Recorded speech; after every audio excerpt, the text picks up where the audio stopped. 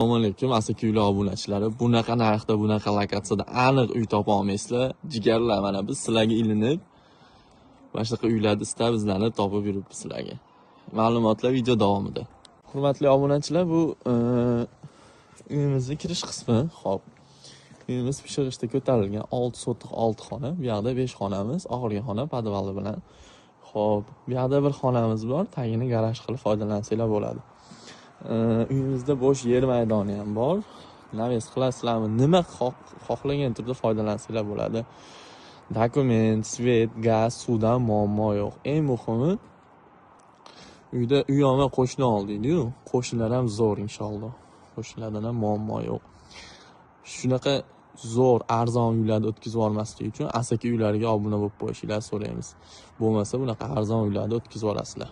Xo'p, endi men sizlarga lokatsiyani tushuntirib o'tsam.